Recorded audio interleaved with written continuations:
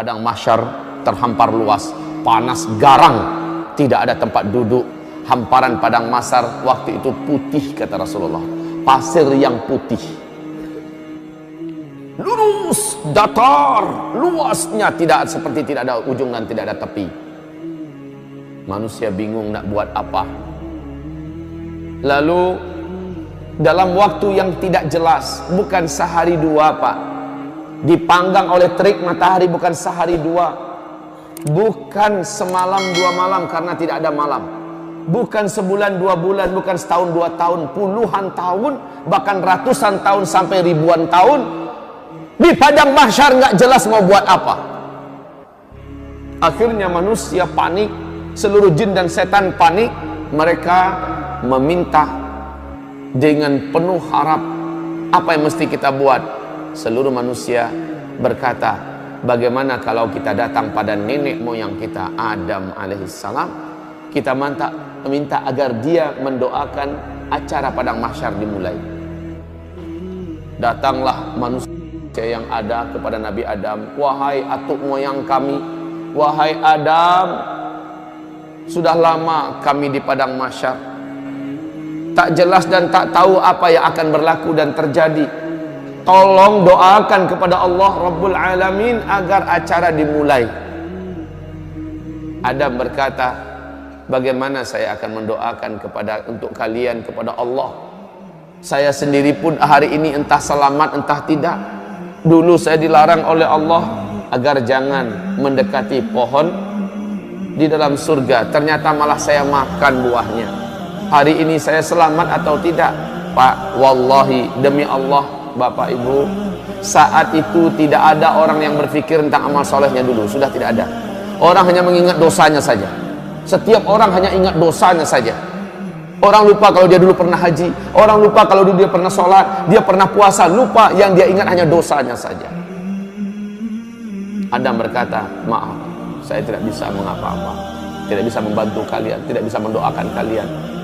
Oh nafsi, wah nafsi, wahai jiwaku, wahai diriku. Maksudnya saya ini selamat atau tidak? Wahai diriku, wahai diriku.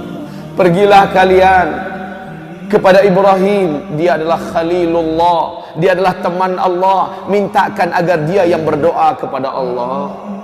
Semoga acara di padang mahsyar dimulai. Manusia pun berbondong-bondong meninggalkan Adam menuju mencari Ibrahim. Saat berjumpa dengan Ibrahim, mereka memohon dengan permohonan yang sama. Sama jawaban Ibrahim. Dulu di dunia saya telah berdusta sebanyak 3 kali. Hari ini saya tak tahu lidah yang telah berdusta ini ketika berdoa Allah dengarkan atau tidak. Jangan-jangan saya pun tidak selamat. Minta maaf, saya tidak bisa membantu kalian apa-apa. Saya tidak bisa. Dia berdusta 3 kali. Pada Rasulullah mengatakan dusta Ibrahim waktu di dunia dulu hak, dusta yang benar. Tetapi Ibrahim menyulitkan, menganggap itu sulit buat dirinya nanti pada hari kiamat. Bagaimana dengan kita yang betul-betul berdusta di atas kebatilan? Sementara Ibrahim berdusta di atas kebenaran, dia rusuh dan gelisah tentang dirinya.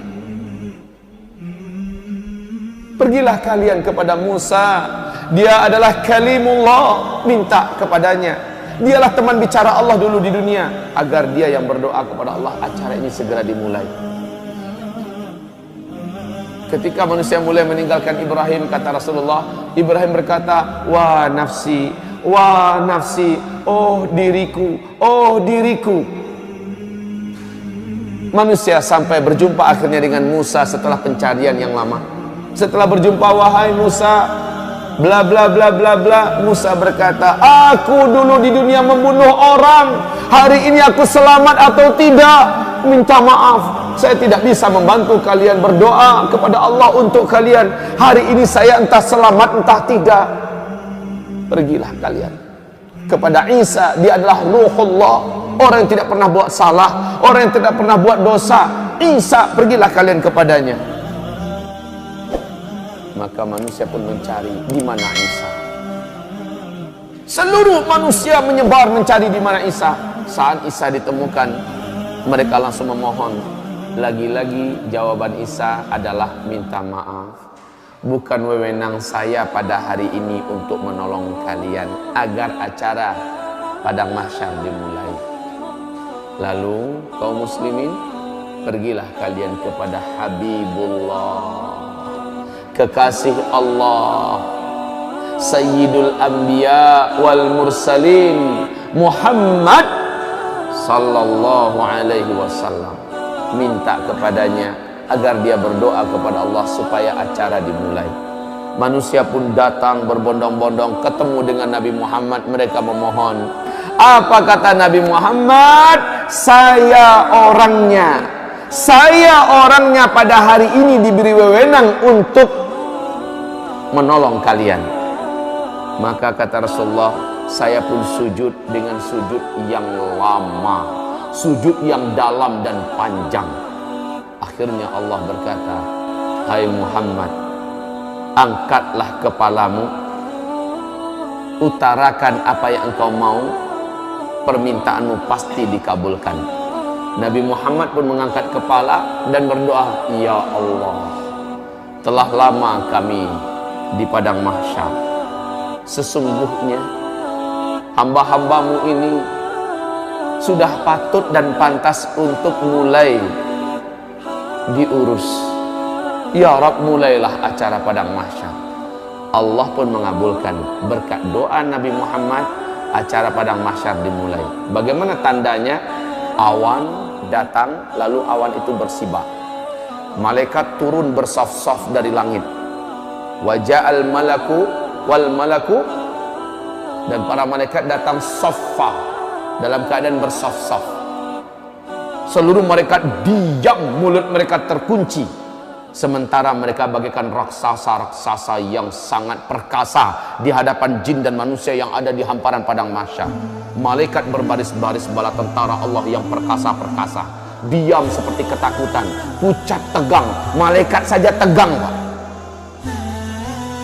Ketika acara dimulai, la haula wala quwata illa billah, seluruh manusia mulai tertunduk ketakutan, khususnya orang kafir. Ternyata apa yang dijanjikan Allah dulu ternyata benar. Akhirat ada, ternyata benar, padang mahsyar ada, dan ini acara akan dimulai. Kaum muslimin yang kami muliakan, berbagai macam keadaan manusia di pemandangan padang mahsyar. Kalaulah kita ada waktu, inginnya saya bercerita tentang dahsyatnya padang mahsyar, tapi waktu kita bukan untuk membahas itu sekarang. Rasulullah bersabda, akhirnya yang akan masuk neraka sudah diputuskan siapa-siapa orangnya. Mereka pun digiring dengan paksa oleh para malaikat-malaikat yang perkasa. Beberapa di antara mereka mencoba melarikan diri. Di mata malaikat yang mencoba melarikan itu ibarat kutu-kutu kecil. Kemana mau lari? Disentil kembali. Ada yang diambil, ditendang. Kaum muslimin yang kami muliakan, akhirnya mereka diseret, lalu dibawa dan dilemparkan ke dalam neraka. Sementara orang-orang beriman dan orang munafik mengalami hisab. Setelah proses hisab, dinampakkan amalan mereka, ditanya. Setelah itu mereka ditimbang amalannya. Setelah itu mereka digiring untuk menuju ke suatu daerah yang maha gelap. Daerah tersebut diawali oleh pintu yang maha besar, bab. Di dalam surah Al-Hadid Allah ceritakan pintu itu di bagian luarnya terang, di bagian dalamnya gelap. Manusia disuruh masuk. Ketika mereka masuk, gelap gulita. Khusus orang yang beriman langsung bercahaya tubuhnya. Ada yang cahaya satu orang sebesar gunung besar cahaya, langsung terang benderang. Padahal dia satu orang. Ada yang satu orang hanya sebesar bukit cahayanya. Ada yang satu orang sebesar onta cahayanya. Ada yang satu orang, kata Rasulullah, hanya sebesar tangan ini cahayanya. Ada yang satu orang hanya sebesar jari telunjuk saja cahayanya. Ada yang satu orang sebesar ruas kukunya saja cahayanya. Ibarat lampu yang kecil itu, sebesar itu yang dia punya. Di kegelapan itu dia mengandalkan cahaya yang dia punya. Orang munafik tidak ada bercahaya sedikit pun dalam kegelapan. Orang yang bercahaya dapat berjalan dengan cepat menuju ke titian, menuju ke sirat yang membentang antara padang mahsyar dengan ujung daripada ngangaan neraka jahanam yang menuju ke pintu surga sana. Mereka meniti. Kata Rasulullah, luasnya ngangaan neraka jahanam itu, ngangaan tahu sih? Hah? Lubang. Luasnya kata Rasulullah, seandainya seluruh galaksi yang ada, seluruh apa yang ada di alam semesta dimasukkan ke dalam muat. Saking besarnya, Pak. Bayangkan jauhnya titian yang harus ditempuh. Sementara di bawahnya, kalau ada yang terjatuh kata Rasulullah, 70 tahun lamanya melayang di apa? Baru nyampe di dasar. 70 tahun lamanya. Kaum muslimin yang kami muliakan, hamparan yang ada tergantung pada amal orang. Ada yang hamparannya besar dan luas, dia bisa melaju dengan kecepatan tinggi. Rasulullah bersabda, orang-orang bergelantungan kebanyakan. Nampak dipandang, satu orang itu punya satu titian, bukan satu titian untuk bersama. Satu orang punya satu titian. Titian itu tergantung pada amalnya. Ada yang titiannya menjadi kecil dan setajam mata pedang. Itu yang harus ditempuhnya. Sementara orang yang macam ini adalah dosanya banyak dulu di dunia dan dia seorang yang beriman kepada Allah. Dosanya banyak, amalnya sedikit.